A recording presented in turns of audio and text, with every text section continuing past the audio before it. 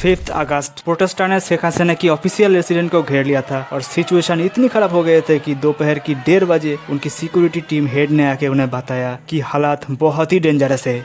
आखिरी कुछ समय में शेख हसीना आखिरी एक स्पीच देना चाहती थी, लेकिन सिक्योरिटी टीम ने आके बताया कि आपके पास कोई टाइम नहीं है स्पीच देने का या फिर पैक करने का, हमें तुरंत ही निकलना होगा। शेख हसीना आखिरी समय में भी बोला, जैसे कि उन्होंने 3 दिन पहले भी बोली थी, कि आप फोर्स क्यों नहीं इस्तेमाल कर रहे हो प्रोटेस्टर्स के खिलाफ, तो आर्मी चीफ ने वहीं पे मना कर दिया। लेकिन तब तक बहुत ही देर हो चुके थे। इसके बाद शेख हसीना अपने बहन के साथ एक हेलीकॉप्टर से निकल गई। इस्तीफा देने की तुरंत बाद ही सेना के ओर से शेख हसीना को देश के बाहर निकालने के लिए कार्यक्रम शुरू कर दिया गया था। एक विशेष एयरक्राफ्ट की व्यवस्था किया गया था जिसके नाम है फ्लाइट C-130J। ट्रांसपोर्ट विमान से शेख हसीना और उनकी बहन ढाका से रवाना हुई और भारत में आके गाजियाबाद की एयरबेस पर लैंड हुआ। ये पहली बार नहीं है जबकि शेख हसीना को संकट के समय भारत में एक शरण लेनी पड़ी।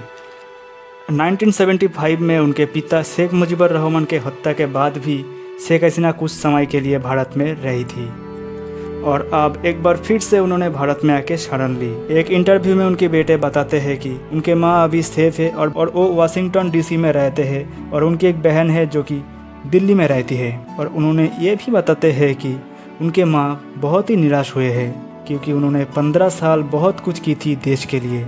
15 साल पहले Bangladesh which was a poor country, which was a corrupted country and now it's turned into a Asian tiger and Middle East income country and she is very disappointed। Bangladesh में तख्ता पलट के बाद अब उपद्रवियों ने अपने इतिहास को मिटाने में लग चुके हैं। बांग्लादेश में कट्टरपंथियों ने 1971 में भारत पाकिस्तान के युद्ध से जुड़े राष्ट्रीय धरोहर को तोड़फोड़ कर दिया है। ये स्मारक बांग्लादेश में मुजीबनगर में है। ये स्मारक भारत और मुक्ति बाहिनी की सेना की जीत और पाकिस्तान की हार का प्रतीक है। 1971 की ये लम्हा बांग्लादेश के लिए ऐतिहासिक तो था ही। 1971 की ये जंग ने न केवल बांग्लादेश को आजाद किया था बल्कि पाकिस्तान की बांग्लादेशियों पर किया गया जुल्म का भी अंत था।